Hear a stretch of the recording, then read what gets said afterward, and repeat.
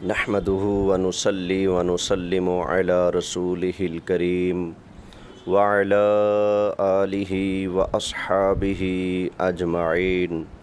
सुना है मिर्ज़ा इंजीनियर साहब आप फक्कियाँ देते हैं और आपने एक टीवी चैनल पर फक्की देने की कोशिश की अपने ख़याल के मुताबिक कि अगर ये 4 फ़िरके लिख कर दे दें, इनमें से हर जमात मुसलमान है और हर एक की दूसरे के पीछे नमाज हो जाती है।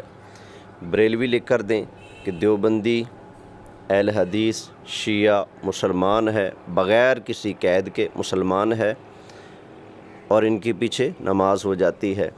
इसी तरह देवबंदी वहाबी शिया भी लिख कर दें कि बाकी जो मसलक हैं वो मुसलमान हैं और बग़ैर किसी शर्त के इनके पीछे नमाज हो जाती है। आपने ये मुतालबा किया था।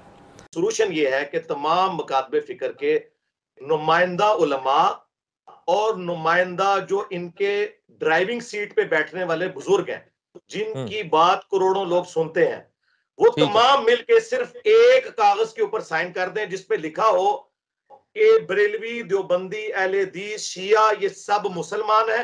गैर मशरूत लिखना है, ये चालाकी नहीं करनी कि अगर शिरक ना करता हो, अगर गुस्ताखी ना करता हो, अगर तारीफे कुरान का कायल ना हो, ये अगर जो होती है ना, ये है चालाकियां। क्योंकि मैं तो रहा हूं सबके साथ, मुझे पता है गैर मशरूत कि बरेलवी देवबंदी अहले हदीस शिया ऐसे मकतबे फिक्र मुसलमान है, एक दूसरे के पीछे नमाज इनको पढ़नी चाहिए, दुरुस्त है, और एक दूसरे को चंदा देना दुरुस्त है, और टाइम क़यामत तक है। शाह साहब को मैं अपना अमीर बनाता हूं, सबसे पहले मैं प्रमोट करूंगा इस बात को।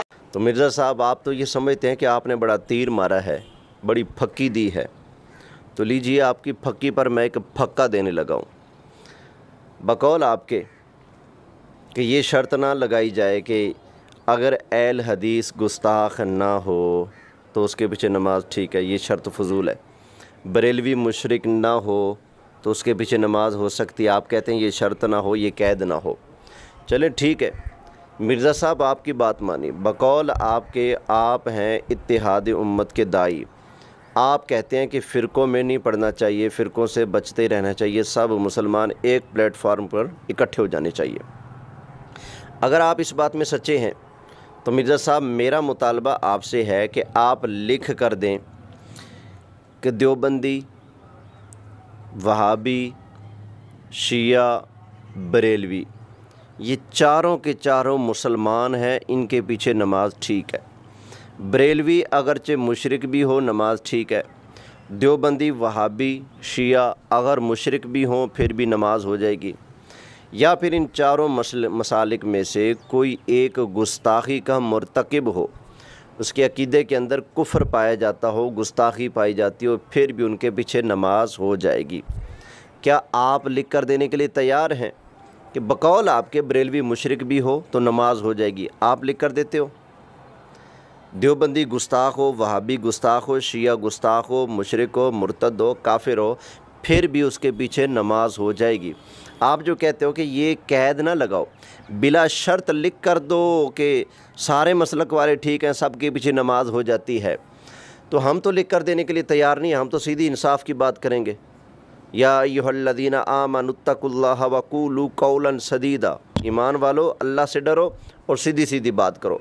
हम तो दो टोक सीधी बात करेंगे, इनमें से जो फ़िरका भी गुस्ताखी का, शिरक का, कुफ्र का मुर्तकिब ना हो, खा अपने आप को वो वहाबी कहे, देवबंदी कहे, उसके पीछे नमाज हो जाएगी।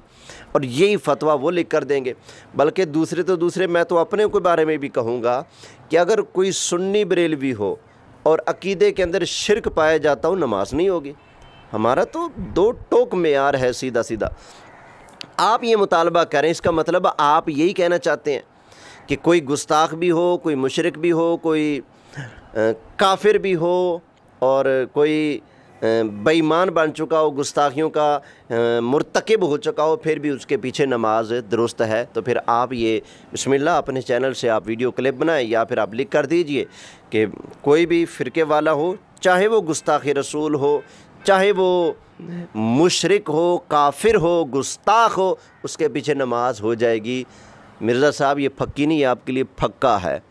ता क़यामत آپ اس پر ویڈیو بنانے کے لیے تیار نہیں ہوں گے. آپ بلا شرط نہیں کہہ سکتے کہ اگرچہ کوئی مسلک والا مشرک ہو نماز ہو جائے گی, نہیں کہو گے آپ. تو پھر یہ کہانیاں دوسروں کیوں کرواتے ہو بھائی؟